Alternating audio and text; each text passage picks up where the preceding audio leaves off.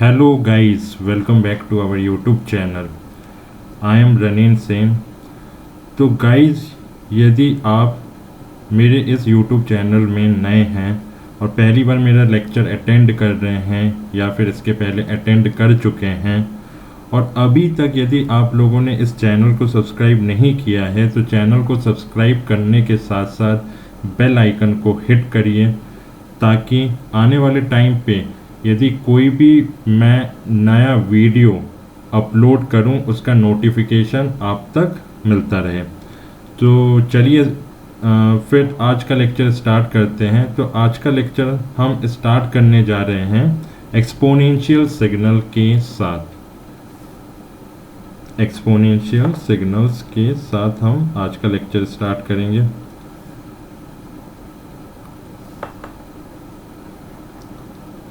तो guys, exponential signal मतलब क्या होता है? Exponential signal means point wise point के थ्रू यदि हम एक्सपोनेंशियल सिग्नल की यदि बात करें तो फर्स्ट पॉइंट यही होता है कि ये सिग्नल रिप्रेजेंट क्या करता है। It represents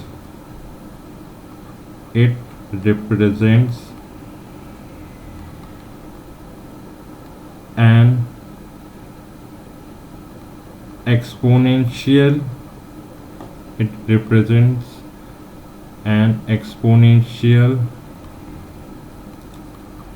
increasing or falling series। इसका मतलब यही होता है जब कोई सिग्नल एक्सपोनेंशियल राइज या डिके हो तो उसको हम एक्सपोनेंशियल सिग्नल कहते हैं।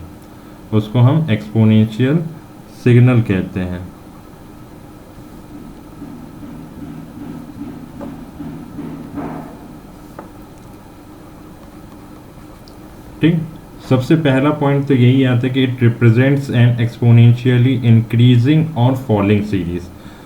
सेकेंड, ये जो सिग्नल होता है एक्सपोनेंशियल सिग्नल का जो फॉर्म होता है, ठीक है, तो ये जो सिग्नल होता है this signal when we are going to talking about the continuous time exponential signal, so this signal is in the form of x of t equals to a into e to the power alpha t।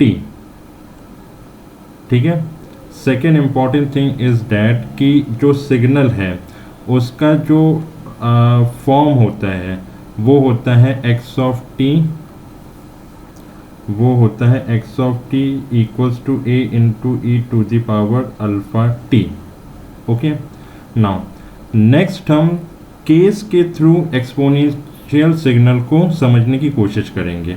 ठीक है, तो main important ये है कि ये चीज़ आपको ध्यान में रखना है कि सिग्नल को हम किस फॉर्म में लिखते हैं। तो सिग्नल को हम किस फॉर्म में लिखते हैं? x of t equals to a into e to the power alpha t के फॉर्म में लिखते हैं। हम इसी सिग्नल को फिर एक एक करके केस लेके देखते हैं। ठीक है, अब यहाँ पे देखिए, यहाँ पे a का मतलब क्या होता है? a का मतलब होता है amplitude of the exponential function. ठीक है, एक्सपोनेंशियल जो फंक्शन होता है वो डिपेंड करता है किस पे? अल्फा पे। तो जो शेप ऑफ एक्सपोनेंशियल फंक्शन होता है वो डिपेंड करता है किस पे? अल्फा पे।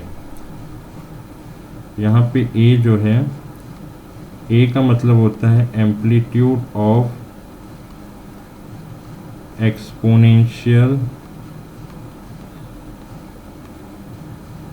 फंक्शन, और जो शेप होता है एक्सपोनेंशियल सिग्नल का,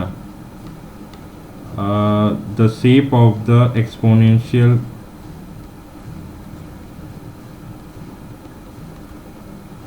सिग्नल डिपेंड्स किस पे करता है? Depends upon alpha. Is that clear? ठीक है, इतनी बात क्लियर है। चलिए नेक्स्ट हम पहला केस लेते हैं केस 1 लेते हैं। केस 1 में जब अल्फ़ा इक्वल्स टू 0 होगा, ठीक है, when we are going to put the value of alpha equals to 0 in this equation or in the exponential function, then what we will get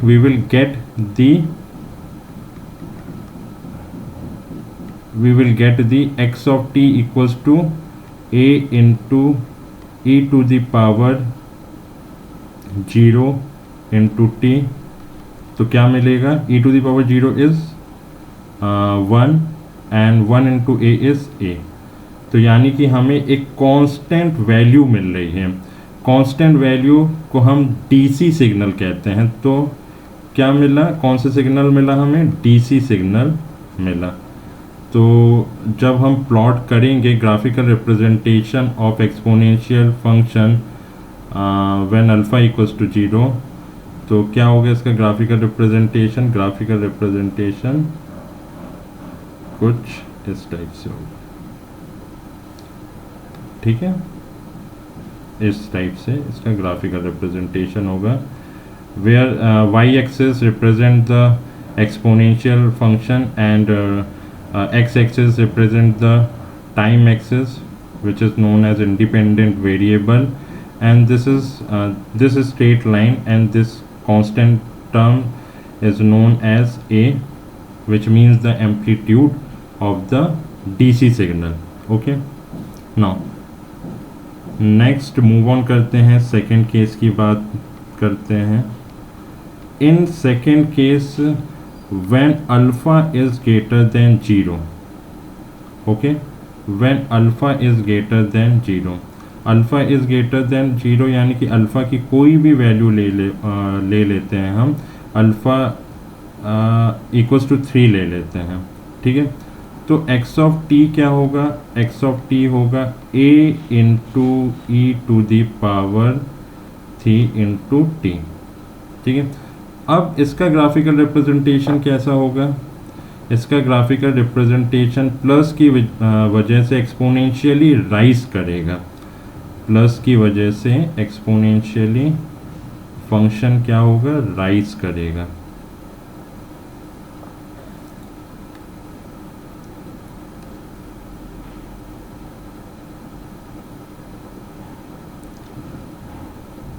कुछ इस प्रकार से एक्सपोनेंशियली राइज होगा, ठीक है। X of t versus t, where this point represent the at t equals to 0, this point represent the amplitude of the exponential rise functions। a की value कुछ भी हो सकती है, 1 2 3 4, है ना। यदि alpha is greater than 0, then जो फंक्शन का ग्राफिकल रिप्रेजेंटेशन होगा इस प्रकार से एक्सपोनेंशियली राइज होगा। तो ये फंक्शन जो है a into e to the power 3t का है, ठीक है। नो नेक्स्ट केस की बात करते हैं हम, case 3, when alpha is less than 0 and less than 0, चलिए alpha equals to less than 0 कोई भी वैल्यू ले लेते हैं, हमने ले लिया -3, देन एक्स ऑफ टी क्या मिलेगा? एक्स ऑफ टी मिलेगा हमें a into e to the power -3t, ठीक।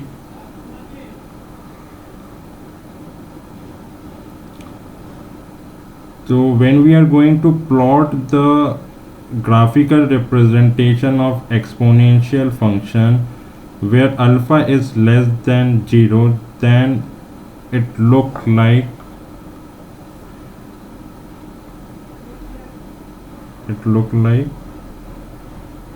कैसा दिखेगा? एक्सपोनेंशियली डिके,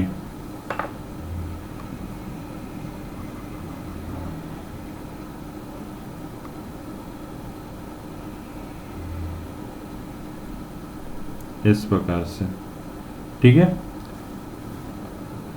ये x of T and T, and ये क्या है, ये आपका एट टी इक्वल्स टू 0 में जहाँ पे इंटरसेक्ट होगा एक्सपोनेंशियल फंक्शन, जहाँ पे वाई एक्सिस में जिस पॉइंट पे इंटरसेक्ट होगा वो आपका एम्पलीट्यूड कहलाएगा ए एट टी इक्वल्स टू 0 में। और ये जो फंक्शन जो होगा ये आपका एक्सपोनेंशियल डिके फंक्शन होगा, यानी कि डाउनवर्ड्स में आ रहा है, a into e to the power minus 3t। ठीक, so these all about the exponential signal. ठीक है, तो फिर से मैं एक बार रिपीट कर देता हूँ।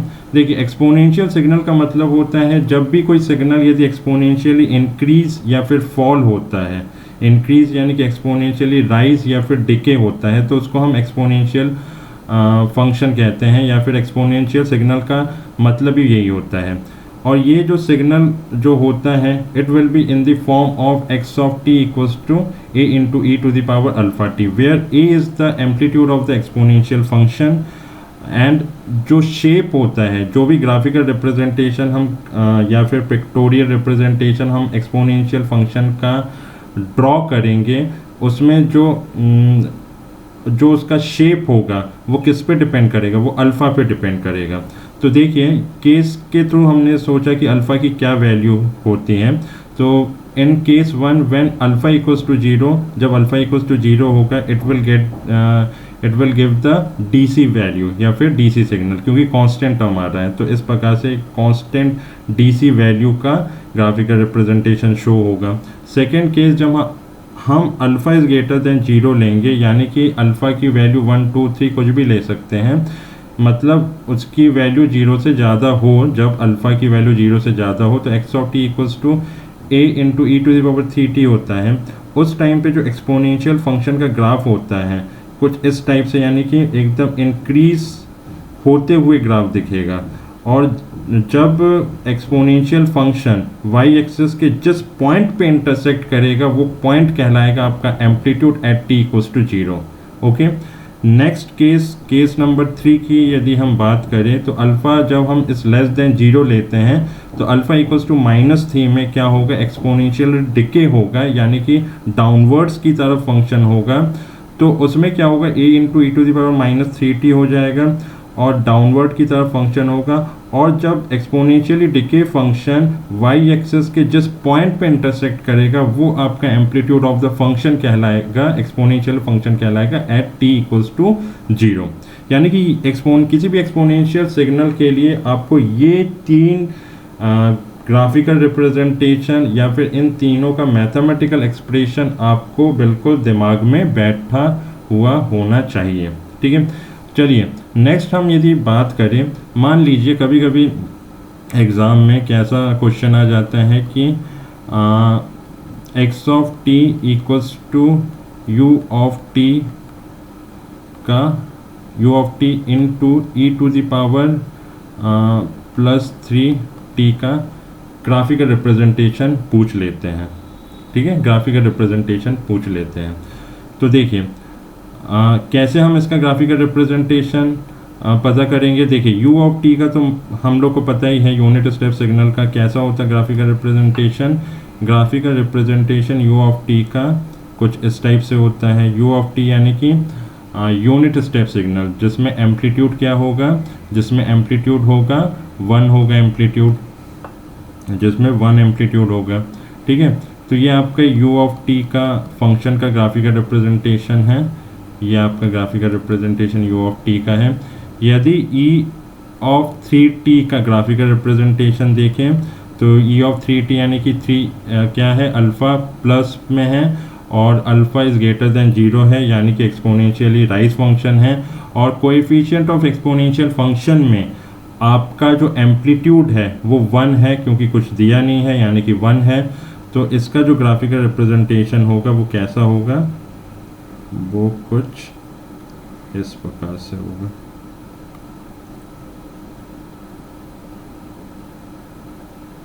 ऐसा, ठीक है, वो कुछ इस प्रकार से होगा। और एक्सपोनेंशियल राइज फंक्शन यानी कि e to the power e to the power 3t होगा। और exponential rise function y axis के जिस पॉइंट पे इंटरसेक्ट करेगा वो आपका एम्पलीट्यूड कहलाएगा, और एम्पलीट्यूड क्या है 1 है, और ये ई टू दी पावर 3t का फंक्शन है। जब हम इन दोनों को मल्टीप्लाई करेंगे तो what will we will get the graphical representation of x of t, है ना। जब हम इसको मल्टीप्लाई करेंगे तो क्या मिलेगा,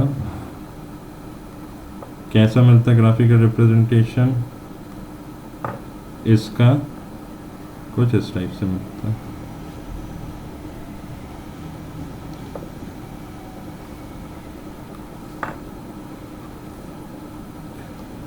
ये आपका ऐसा मिलेगा,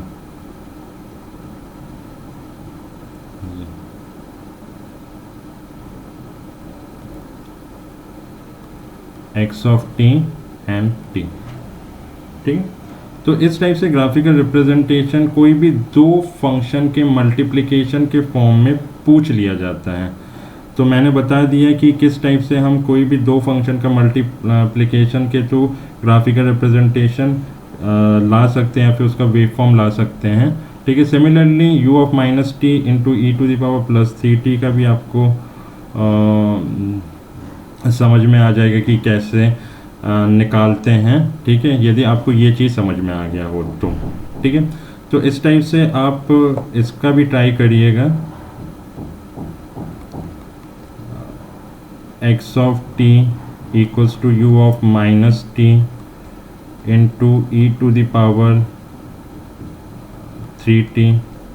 third, x of T equals to you of t into e to the power minus 3t।